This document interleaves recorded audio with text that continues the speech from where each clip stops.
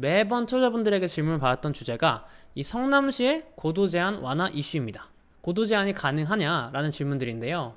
많은 분들이 이미 아시겠지만 이 성남시에는요, 서울공항, 이 성남공항이라는 것이 있습니다.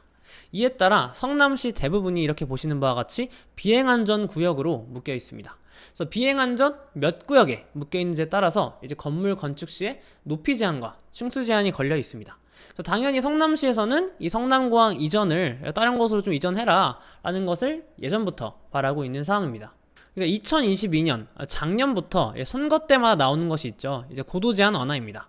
그래서 작년 경기도지사 선거나 아니면 성남시장 선거 때를 보게 되면은 이제 김동연 지사 같은 경우도 성남공항 이전하겠다라는 공약을 내세우고 당선이 되었습니다. 사실 저는 뭐 단기적으로 이 공항이 이전이 되겠냐 싶겠습니다만, 자, 고도 제한 완화 관련해서는 충분히 가능성이 있다고 보는 쪽입니다. 특히나 성남 원도심 재개발 구역들 중에서 몇몇 구역들은 고도 제한 완화만 됐을 때 층수 제한이 풀려나게 되면서 꽤 직접적으로 수혜를 볼 가능성이 높은 구역들입니다. 그래서 오늘은 왜 제가 이 성남시 고도 제한 완화 가능성이 큰지에 대해서 말씀을 드릴 거고요. 이와 더불어서 고도 제한 완화가 됐을 때 어떤 성남 재개발 구역들이 이제 어떤 수혜를 보는지, 가격적으로 날아갈 수 있는지에 대해서 저희 의견을 드리는 시간을 갖도록 하겠습니다. 그럼 바로 본론으로 들어가서요, 먼저 성남의 고도 제한 완화 가능성이 높은 이유에 대해서 말씀드리겠습니다. 네, 다시 성남시 비행 안전 구역도를 가져왔습니다. 그래서 현재 성남 원도심의 고도 제한은 대부분 이제 5구역, 6구역 이렇게 묶여 있습니다. 그래서 비행 안전 5구역 같은 경우는 현재 법적 규제가 이 바닥에서부터 건물 높이까지 45m 로 제한이 되고요. 15층까지밖에 지을 수가 없도록 정해 놓았습니다. 그래서 여기 보시는 이 빨간색 칠한 곳 있죠. 여기 이곳이 지금 성남 원도심, 수진 1, 태평 3, 신흥 1구역 라인에 비행안전 5구역으로 묶여있는 곳입니다. 보시는 바와 같이 바닥 높이로부터 45m로 높이 제한이 있죠. 그래서 안전을 위한 높이 제한이지만 저는 솔직히 이게 너무 과도한 제한이라고 봅니다. 그래서 이유는 이렇습니다. 먼저 성남의 영장산이라는 존재가 있습니다. 이 영장산은 높이가 193.7m입니다. 사실 비행기는 안전을 위해서요, 이 이상 높이에서 지나다닙니다.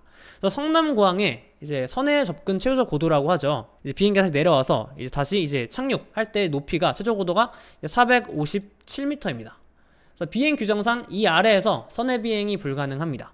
그래서 즉 비행기는 45m, 아까 말씀드린 요 수진 1, 신흥 1, 태평 3 여기 45m로 상공에서 날지가 않습니다.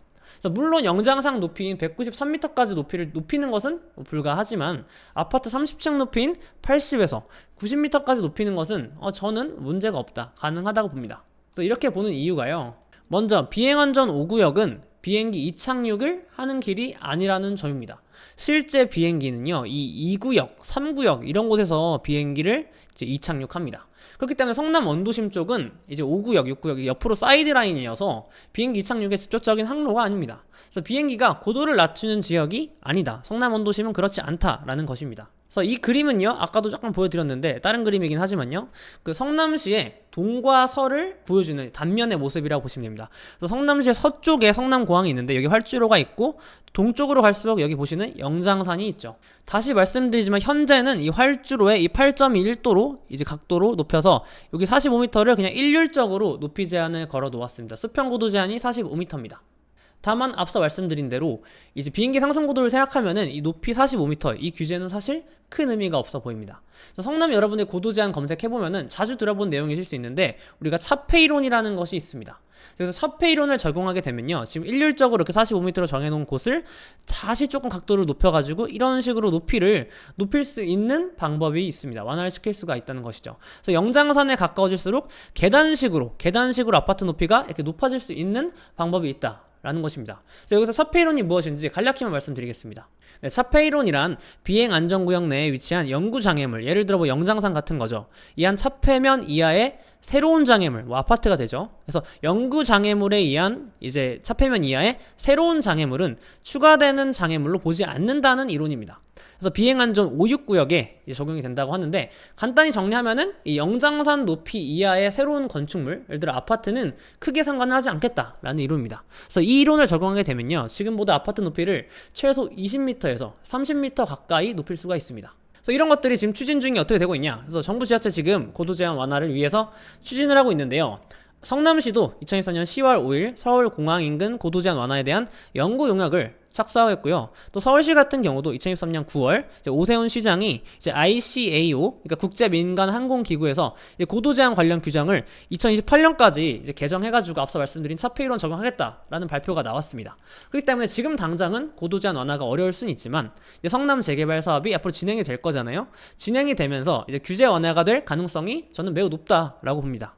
그렇다면 이 고도 제한 완화 시 성남 재개발에는 어떠한 변화가 생길 수 있을까요?